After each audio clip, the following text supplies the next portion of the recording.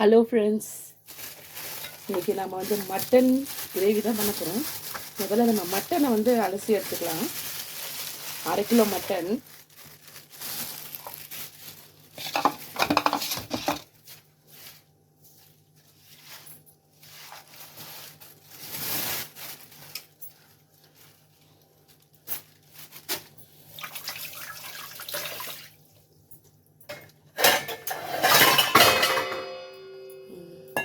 இது நம்ம வந்து பார்த்திங்களா நல்லா பார்த்து அலசி எடுத்துக்கணும். ஏன்னா வந்து சில சமயம் ஆட்டோட முடி அந்த மாதிரி ஏதாவது இருக்கும். அதனால் ஒன்று எடுத்து செக் பண்ணி வச்சுக்க வேண்டியது தான். இங்கே வந்து என் ஹஸ்பண்ட் பார்த்து வாங்கிட்டு வருவார். எப்போவுமே க்ளீனாக தான் இருக்கும். அதுக்காக எப்போவுமே க்ளீனாக இருக்கும்னு சொல்லிட்டு நம்பி எல்லாம் போட முடியாது இல்லையா? அதனால் ஒரு பீஸாக எடுத்து செக் பண்ணி தான் போடுங்க.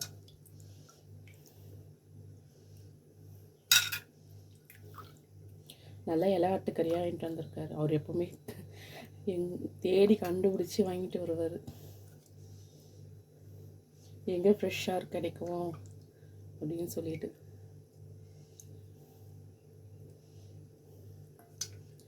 மட்டன் நல்லா சுத்தமாக இருக்குது பாருங்கள். தண்ணி எப்படி இருக்குது பாருங்கள்.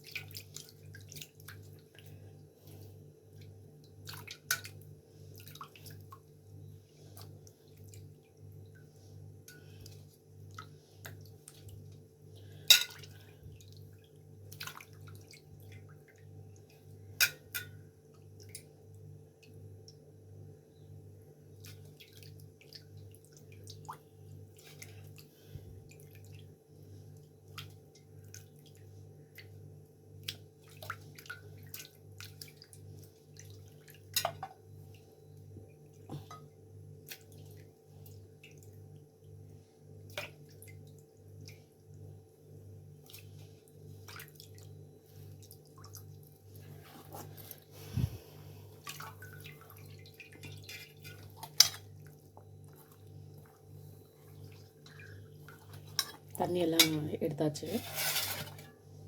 மட்டன்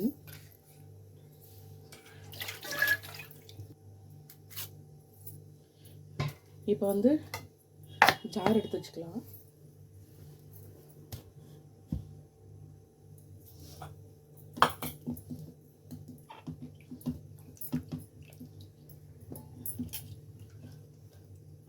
இஞ்சி,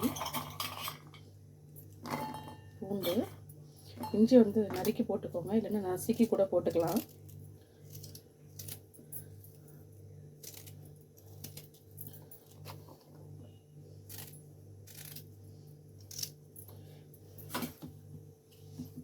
இது கூடவே நம்ம வந்து ஆனியன் சேர்த்துக்கலாம். நான் வந்து மொத்தமாக வந்து பச்சையாக அரைச்சிட்டு கிரேவி தான் பண்ண போகிறேன்.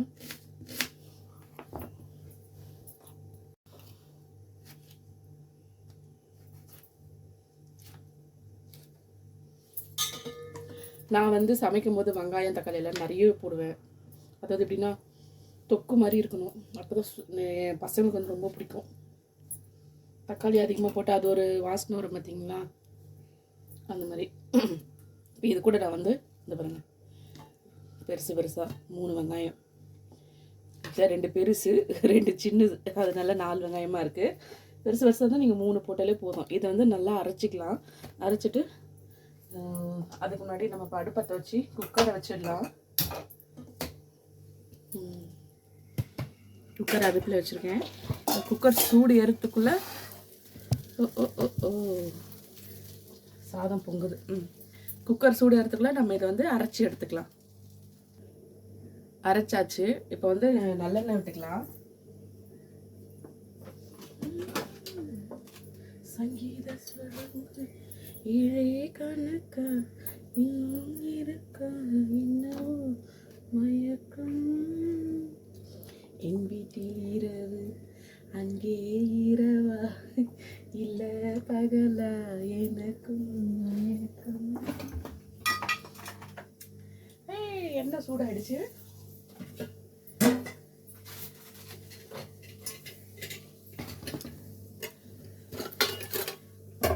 மசாலா ஐட்டம்லாம் சேர்த்துக்கலாமா. பிரிஞ்சி இலை,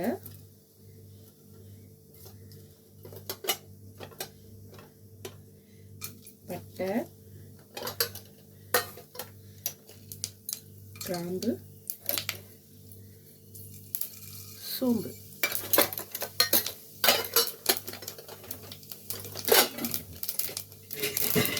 பொரியுதா? இப்போ நம்ம இது கூட என்ன பண்ண போகிறோம்னா கடற்பாசி சேர்க்க போகிறோம்.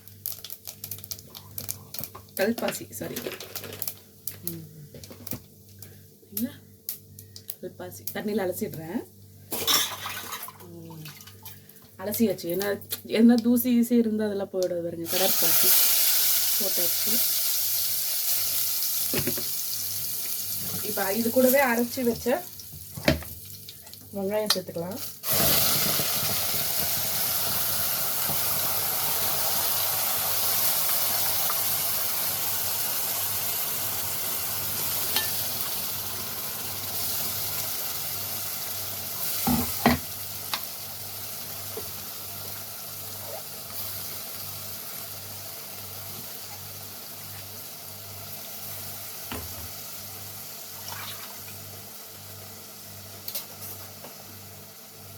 இப்போ இது வந்து வதங்கட்டும். நம்ம வந்து அதுக்குள்ளே என்ன பண்ணலாம், தக்காளியை வந்து அரைச்சிக்கலாம். இங்கே பாருங்க, தெரியுதுங்களா? 5 தக்காளி பெருசு பெருசாக எடுத்திருக்கேன்.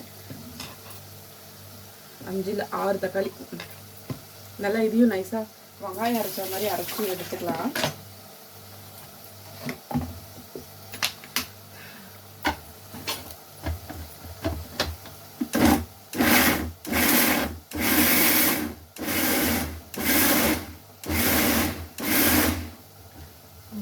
அரைச்சாச்சு.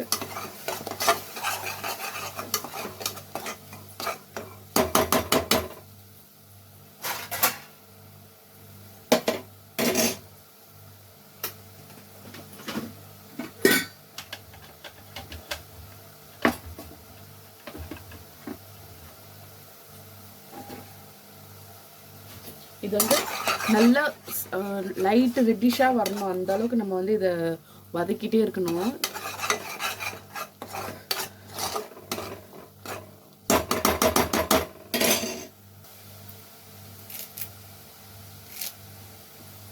கருவேப்பிலை,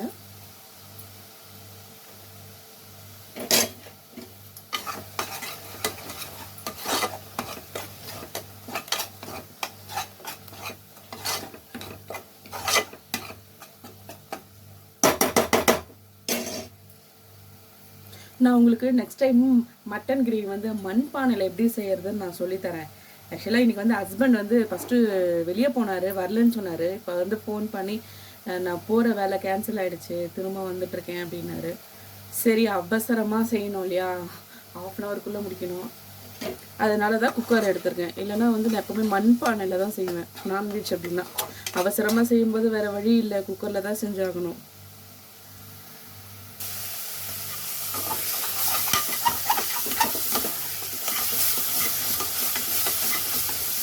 எப்படி சாந்துச்சு பாருங்க.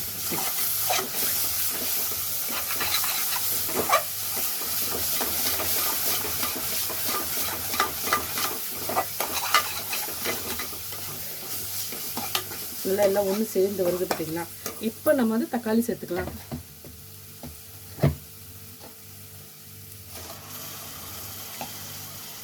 இதுவும் நல்லா தண்ணியெல்லாம் சுண்டுற அளவுக்கு வதங்கணுங்க தக்காளி, அப்பதான் டேஸ்டாக இருக்கும்.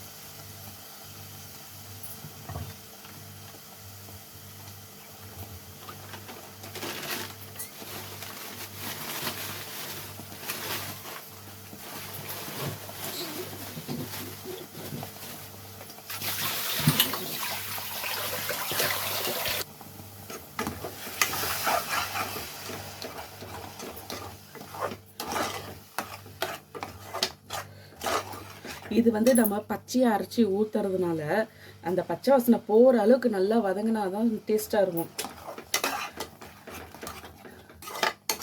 அதனால் வந்து நல்லா வதக்கிடுங்க. இந்த டொமேட்டோவோட கலரே வந்து ஃபுல்லாக சேஞ்ச் ஆகிடும். அந்த அளவுக்கு நம்ம வதக்கிட்டா போதும்.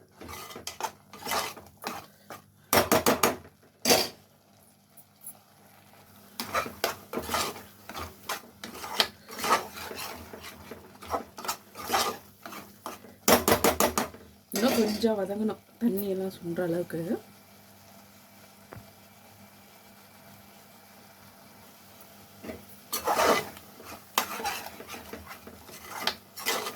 பார்த்தீங்களா? இப்போ தண்ணி நல்லா சுண்டிடுச்சு. இப்போ நாம் என்ன பண்ண போகிறோன்னா மட்டனை இதில் சேர்த்துக்க போகிறோம். அலசி வச்ச மட்டனை இதில் சேர்த்துக்கலாம்.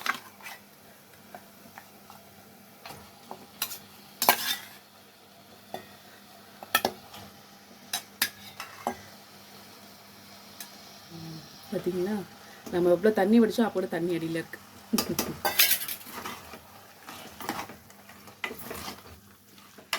இப்போ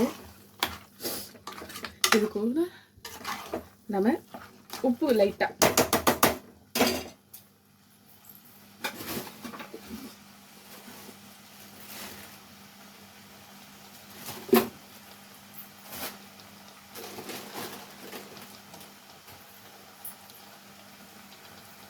உப்பு, கொஞ்சமாக மஞ்சள் தூள்,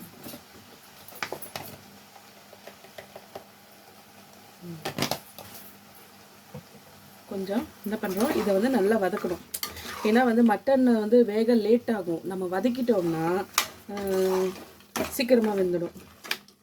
இப்போ என்ன பண்ண போகிறேன்னா இதை வந்து குக்கர் மூடியை போட்டு மூட போகிறேன். அதாவது விசில் இல்லாமல் மட்டனில் இருக்க தண்ணி வடிகிற அளவுக்கு நான் மூடி வைக்க போகிறேன்.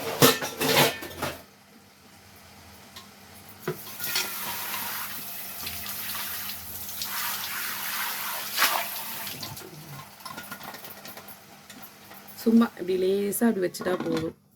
மூடெல்லாம் வேண்டாம், சும்மா லேசாக அப்படி வச்சிட்டாலே போதும்.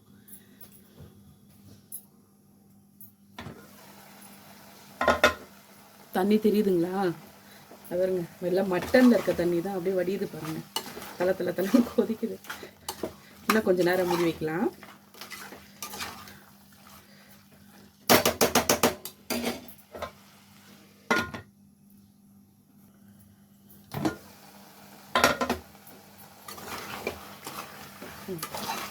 மட்டனில் இருக்க தண்ணியெல்லாம் வந்துடுச்சு. அப்பப்போ ஓப்பன் பண்ணி செக் பண்ணிக்கோங்க, இல்லைன்னா வந்து அடி பிடிச்சிரும். சில சமயம் கறியில் தண்ணி வடியும், சில சமயம் வடியாது. இப்போ என்ன பண்ணுறோன்னா மிளகாத்தூள் சேர்த்துக்கலாம்.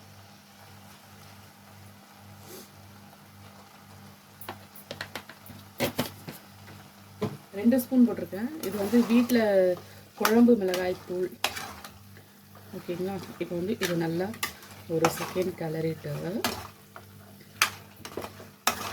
இந்த மிளகாயோட பச்சை வாசனை போகிற வரைக்கும் ஒரு ரொம்ப நேரம் இல்லை, ஒரு 30 செகண்ட்ஸ் மூடி வைக்கலாம்.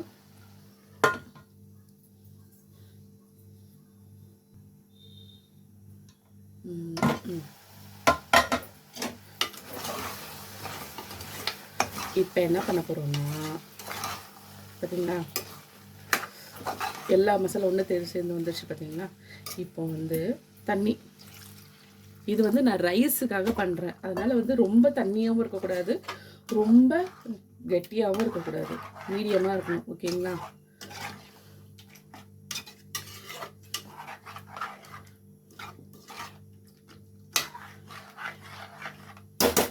இன்னும் கொஞ்சம் தண்ணி சேர்த்துக்கலாம்.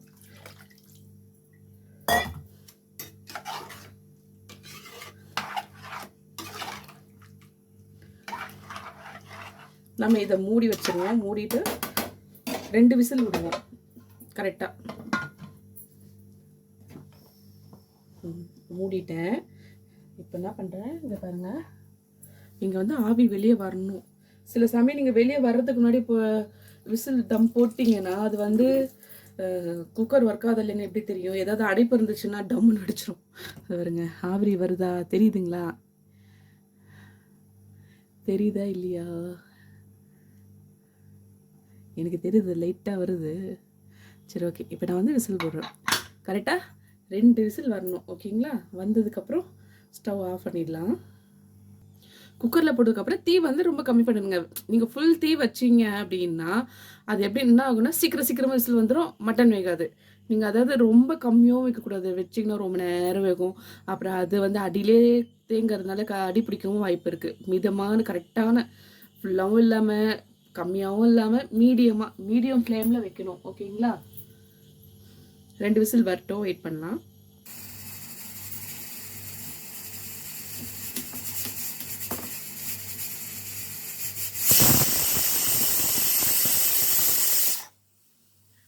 2 விசில் வந்தாச்சு. இப்போ என்ன பண்ணுறோம், ஸ்டவ் ஆஃப் பண்ணி வச்சுருவோம்.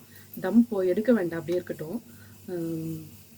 கொஞ்ச நேரம் கழித்து ஓப்பன் பண்ணிவிட்டு நம்ம வந்து அதில் வந்து லெமன் விட போகிறோம். தம் போயிடுச்சு. இப்போ நம்ம என்ன பண்ண போகிறோம்னா, லெமன் வந்து இதில் பிழிஞ்சு விட்டுக்க போகிறோம். அது என்ன ரீசன் அப்படின்னா, நான்வெஜ் சாப்பிடும்போது அப்போ தான் கொஞ்சம் உங்களுக்கு வந்து திகட்டாது. நிறைய இல்லை, கொஞ்சமாக தான். சரிங்களா? பாருங்கள், அப்படியே இருக்கு பாருங்கள், கொஞ்சமாக. பார்த்தீங்களா இப்படி இருக்கு.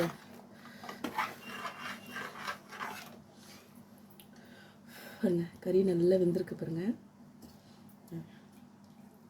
தெரியுதா?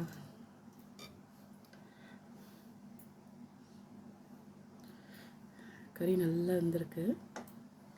இப்போது நம்ம வந்து கொத்தமல்லி ஆட் பண்ணிக்கலாம். இப்போ கொஞ்சோண்டு கொரியண்டர் லீவ்ஸ், அதாவது கொத்தமல்லி ஆட் பண்ணிக்கலாம்.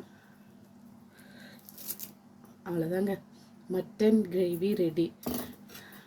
சரிங்களா?